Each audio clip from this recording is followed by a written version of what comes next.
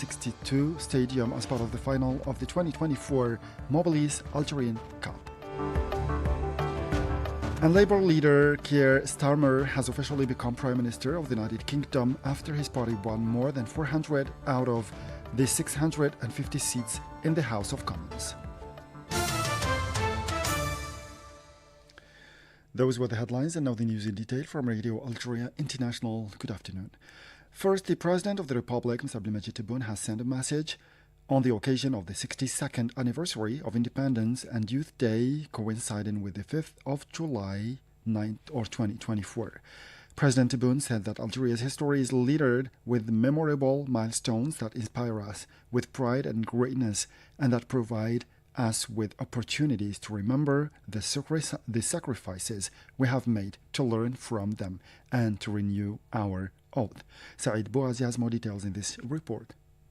The President of the Republic said in his message that the 62nd anniversary of our national independence marks the culmination of all the memorable stages that began with the Revolution of November 1954.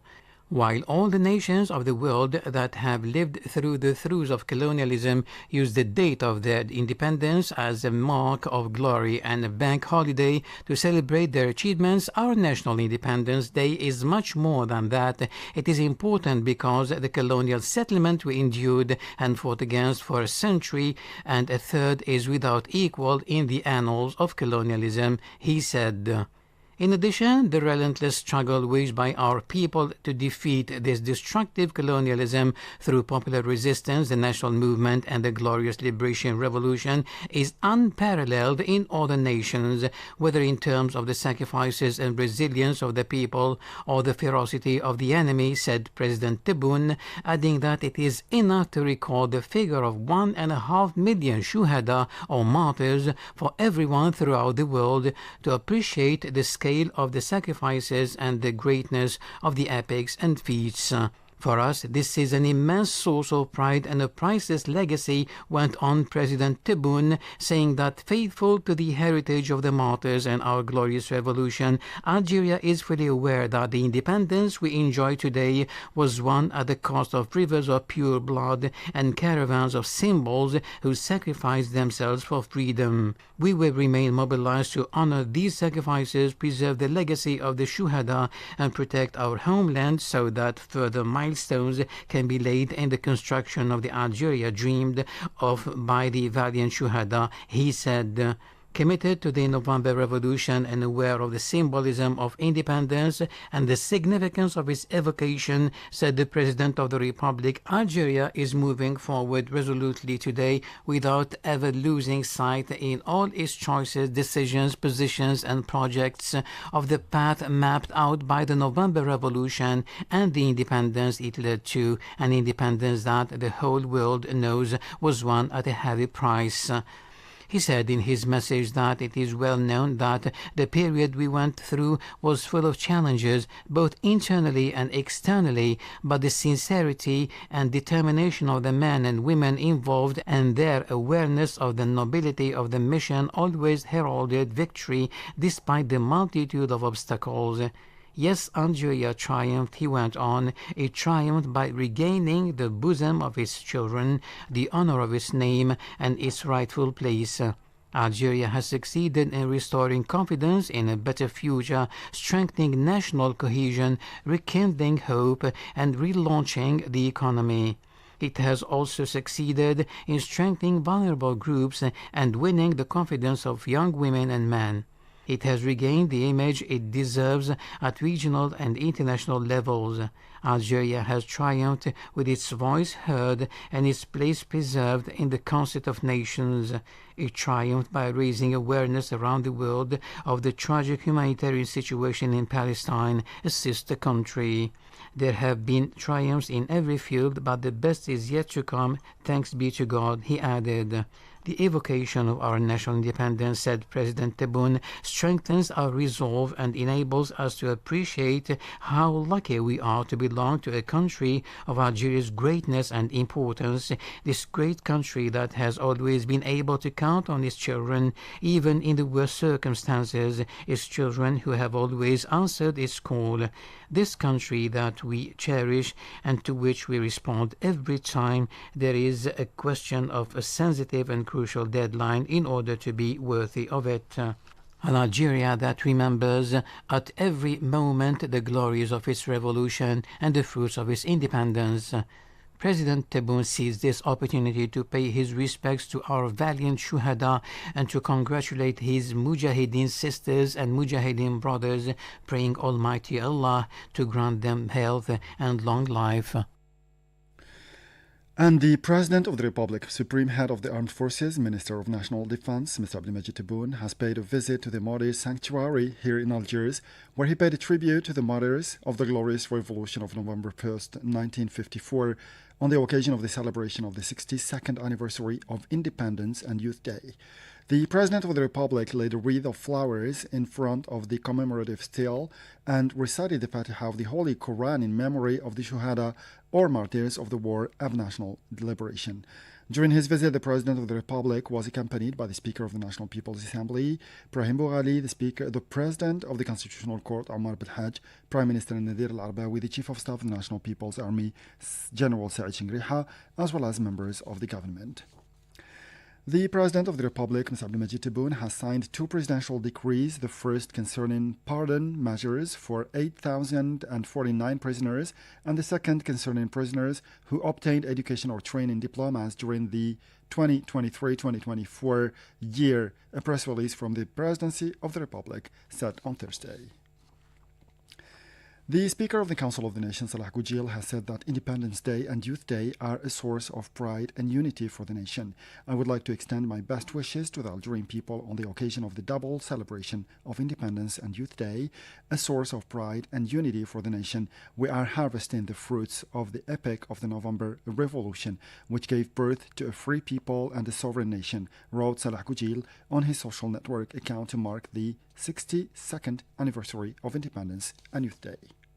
The Speaker of the National People's Assembly, APN, Brahim Boughali, has said that Independence Day and the Youth Day are being celebrated in Algeria at a time of security, stability, development, and prosperity.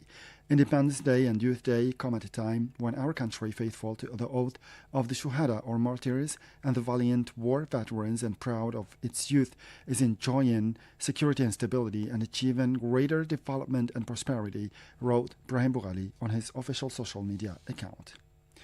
President of the Republic, Mr. Abdelmajid Tebboune, has received here in Algiers the Vice President of the World Bank for the Middle East and North Africa region, Oussama Dione. In a statement after the meeting granted to him by the President of the Republic, Mr. Abdelmajid Tebboune, Mr. Dione said the following. Je viens juste d'avoir l'honneur et le plaisir de rencontrer. I've just had the honor and pleasure to meet His Excellency the President of the Republic, and we reviewed the cooperation between the World Bank and the Algerian Republic, which enabled us to take stock of the progress Algeria has made over the last few years. This is why Algeria has become a middle-income country in our ranking, which is an excellent thing. To conclude, I would like to stress on one thing. As Algeria's reliable partner, we will stand by Algeria, and as an international financial institution, we will be just as willing to support Algeria, because what is good for Algeria is good for the World Bank, and what is good for the World Bank is good for Algeria. From this point of view, he noted the potential that Algeria abounds in, and on which he added a dynamic partnership could be part of even better transforming the country quickly and embarking on an extremely positive dynamic which would allow Algerians to accelerate their prosperity. And the President of the Republic, Mr. Abdelmajid Tebboune, has received here in Algiers the Minister of War Veterans Affairs of the People's Republic of China, Pi Jingjia. After the meeting, Pi Jingjia said the following statement. We are very honored to be received by His Excellency the President of the Republic, Abdelmajid Tebboune. Our visit to Algeria is part of the celebrations marking the 62nd anniversary of the country's independence. This visit is also an opportunity for the Department of Veterans Affairs of the People's Republic of China and the Algerian Ministry of War Veterans and Right Holders to consolidate their relations and exchange experiences. We also had the opportunity to visit the National War Veterans Museum, where we were given explanations about the different stages in Algerian's history, in particular the glorious revolution of 1st November 54. As you know, the two presidents are working together to maintain bilateral cooperation and coordination at the highest level and to explore ways and means of promoting relations in all areas so as to safeguard the interest of the two friendly countries and peoples while exchanging views on bilateral, regional and international issues of common interest. The meeting took place in the presence of the Chief of Staff of the People's Army, Saeed Shengriha, the Director of the Cabinet of the Presidency of the Republic, Mr. Boualem Boualem, and the Minister for War, Veterans and Right Holders, Laid Erbika. A senior UN humanitarian official has said that the Zionist military evacuation order covering a third of the Gaza Strip has wiped out attempts by the United Nations to improve the delivery of humanitarian rights or aid through the Karam Abu Salim crossings. The details with our colleague Saad Bouazi again. Andrea De Domenico, head of the UN Office for the Coordination of Humanitarian Affairs OCHA in the occupied Palestinian territory, has said that over the past few weeks numerous discussions have been held with the Zionist entity on how to improve humanitarian aid deliveries to Gaza via the Karam Abu Salim crossing. We have worked out many solutions, tried and tested, improved and sometimes failed, and now with this evacuation order all that has been once again destroyed, she told journalists. De Domenico said that alternative plans were now blocked by the evacuation order, but hoped that a protection agreement could be reached with the Zionist occupation army for certain areas. Meanwhile, the World Food Programme has warned that 2 million people in Gaza face food insecurity as a result of the Zionist genocidal aggression against the enclave.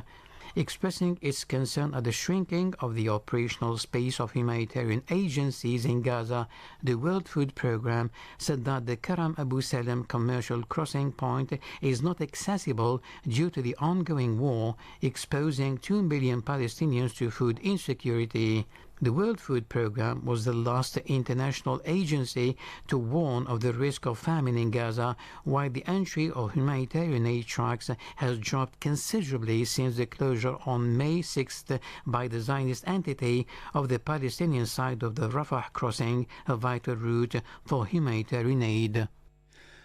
And the Secretary General of the United Nations, Antonio Guterres, has said that the scenes experienced by Palestinian children in the Gaza Strip must stop, stressing the importance of a clear commitment and roadmap to guarantee the two-state solution.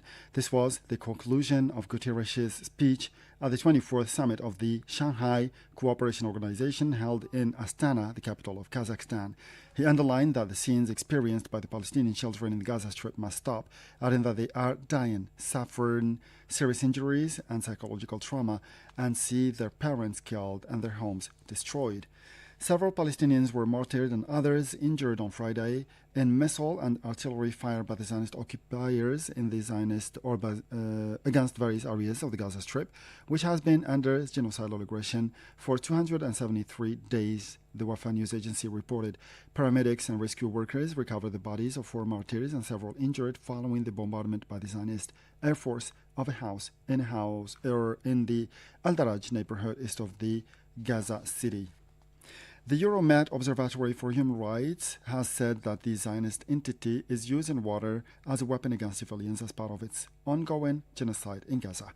In a statement published on its website on Friday, the NGO said that on Monday, 1st July, its team found that major damage had been caused to a desalination plant in the El Zaytun district to the south of Gaza City following a direct Zionist attack. A young man filling a gallon of water was also killed and other people were injured. 4 Palestinians were killed and another one wounded today when the Zionist occupation army stormed the northern West Bank town of Jenin, according to the Palestinian authorities. According to media reports, the victims died in a Zionist bombardment targeted Al-Awda Square in Jenin, coinciding with the seizure of the city by the Zionist army. Zionist forces stormed the town from several entrances, surrounded a house and shelled it. And Labour leader Keir Starmer has officially become Prime Minister of the United Kingdom after his party won more than 400 out of the 650 seats in the House of Commons. Starmer received the blessings of King Charles III to form a government in a ceremony known as the Kents. Labour leader Keir Starmer has arrived at Buckingham Palace to accept the request of King Charles III to form a government after his party's landslide victory.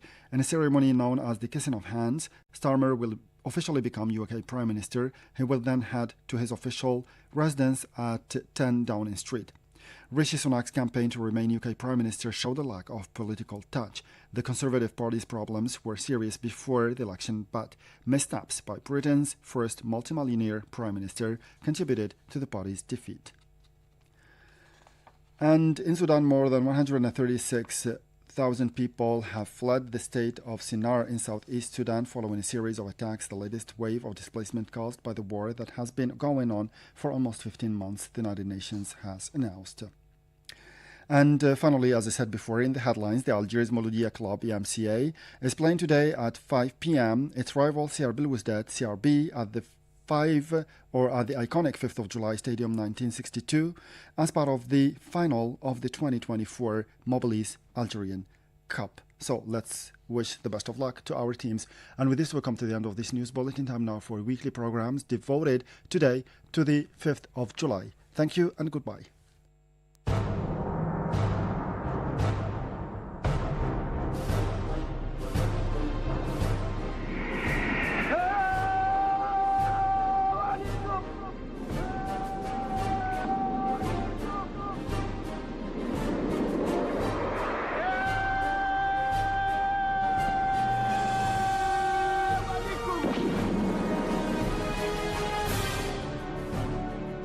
كاينين الناس اللي ما لازمناش ننساهم ابدا، وهاد الناس هما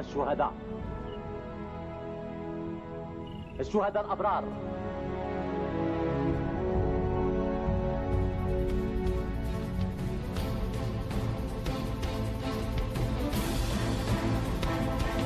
Algeria has a long history of struggle and revolutionary tradition. Many foreign powers have sought to impose their domination on the Algerian people, but neither the Romans nor the Turks, least of all the French, have succeeded in staying long. France's invasion of Algerian territory in 1830 triggered off large-scale resistance movements and popular uprisings, which were first organized under Emir Abdelkader in the western and central provinces of Oran, Medea, and Melina, then in Kabylia under Al-Muqrani, in alliance with Sheikh Haddad and Boumazrag around 1871, as well as under many other nationalist figures throughout the country.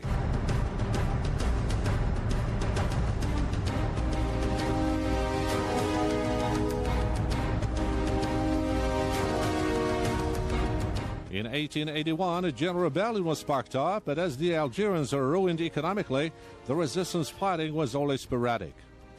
So until the First World War, the Algerian people had no other alternative but to live under a repressive system geared solely towards the interests of the French colonial settlers. After the First World War, the Algerian resistance gathered momentum under the unifying banner of Islam, and several movements and parties began to voice the Algerian people's profound aspirations for national identity.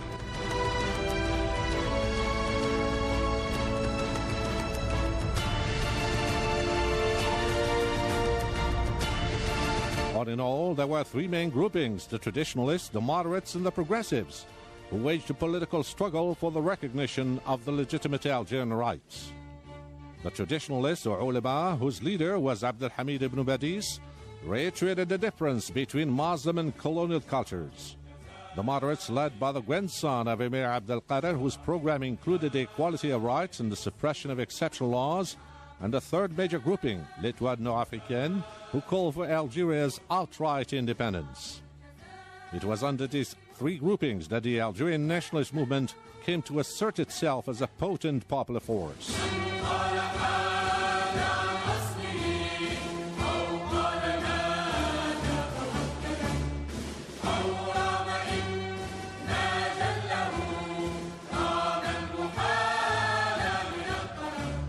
On May the 8th, 1945, the Algerian population took to the streets of every town and city to protest against France's failure to abide by its promises for greater equality for the Algerian majority.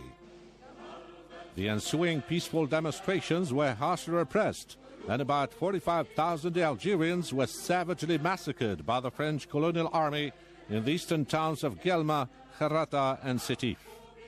The brutal French repression led the Algerian people to realize that the only alternative left to achieve their legitimate rights was the armed struggle, and this realization gave fresh impetus to the nationalist movement.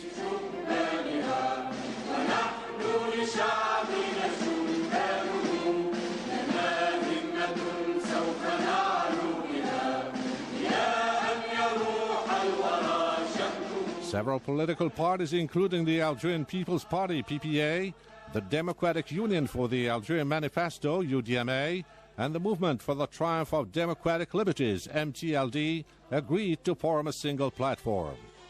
But it was within the MTLD that a trend emerged, which considered the armed struggle to be the only appropriate means to shake the yoke of colonialism.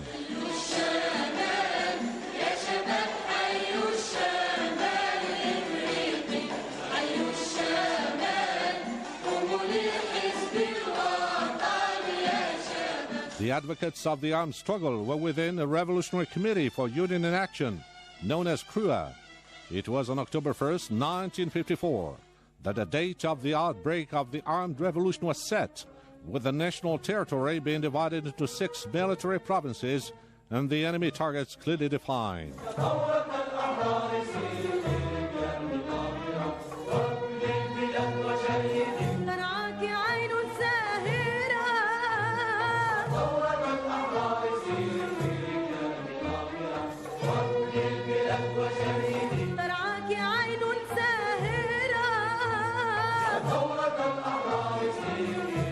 On November the 1st, 1954, at midnight, the forces of the revolution struck the enemy and his collaborators in a series of bold operations. On the same day, the newly formed National Liberation Front, FLN, issued a statement setting forth its objectives. These included the recognition of Algeria's sovereignty, the release of all political detainees, and the scrapping of the exception laws. In retaliation, the French colonial army carried out brutal repressive actions in the eastern Aurès mountain range.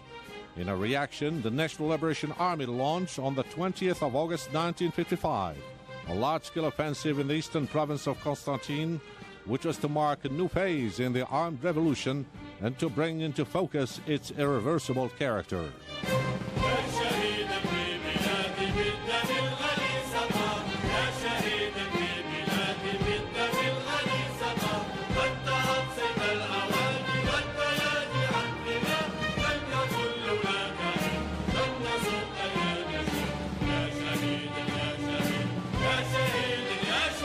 The 20th of August 1956 was to be a most significant date in the FLN's militant history, for it was on that date that the Soumam Congress was held, which was to deepen the ideological content of the revolution and outline the front's political program, as well as the institutions of independent Algeria.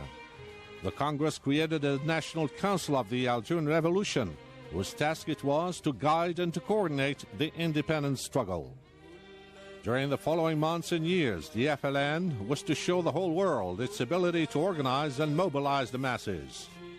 The general strike called in January 1957 was to be a bright example of the efficiency of the FLN, and neither the colonial army's threats nor the exactions and mass arrests could break down the mounting action.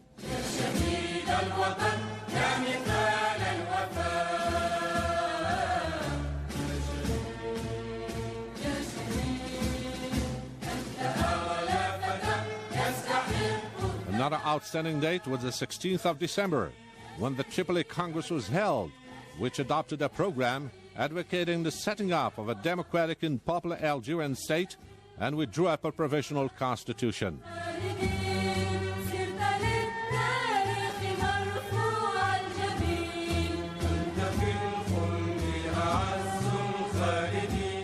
On the international scene, world opinion became acquainted with the Algerian Revolution first in April 1955 at the Bandung Non-Aligned Summit Conference, then in September of the same year at the United Nations General Assembly, where an Afro-Asian resolution was tabled condemning the French colonial government for preventing the Algerian people from exercising their legitimate right to self-determination.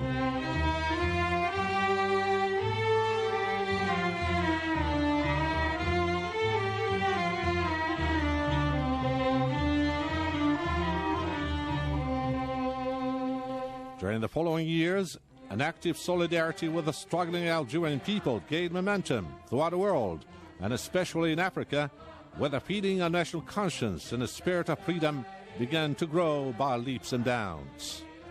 The political successes of the FLN and the military victories scored by the ALN prompted the French authorities to launch several large-scale operations throughout the national territory involving thousands of troops, and the callous repression in the country's towns and cities reached its climax.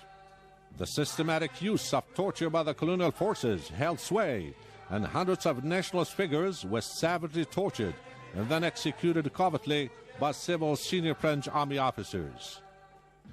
But the adamant resistance of the Algerian people finally got the upper hand over the brutal colonial war machine. In this connection, the French government was unwittingly compelled to get into contact with the FLN representatives.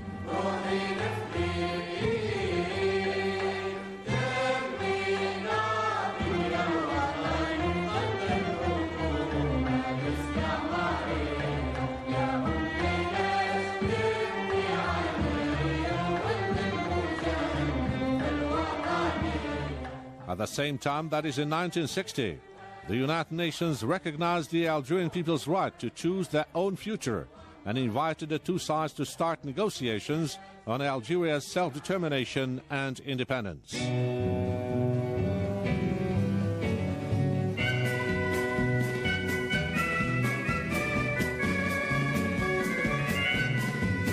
Finally, on May 20th, 1961, the French government agreed, after so many dilatory maneuvers, to start talks with the provisional government of the Algerian Republic, GPRA. The GPRA firmly opposed France's demand that a special status be granted to the French settlers and that the Sahara, Algeria's southern part, be excluded from the negotiations.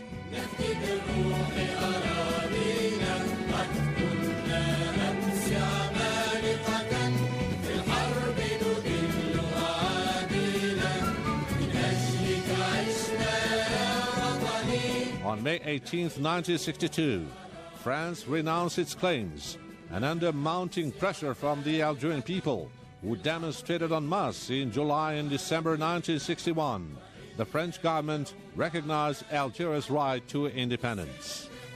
On July 1, 1962, what came to be known as the Evian Agreements was signed, and Algeria was once again on her own.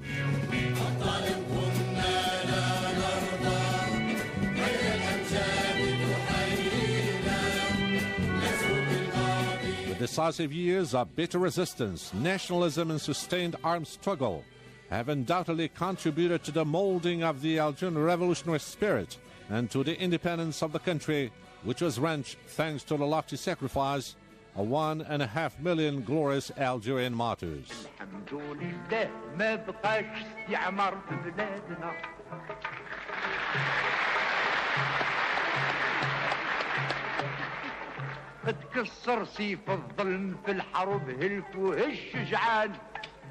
To all intents and purposes, the colonial nightmare is a thing of the past, that France has yet to reconcile itself with its haunting colonial presence here in Algeria from 1830 to 1962. To this effect, the French Parliament's decision a few years ago to recognize the legitimate armed struggle waged by the Algerian people against the French colonial rule as such is a small but a right move in the right direction. On in all, this burning fire is yet to be sealed for good, maybe sometime in the future.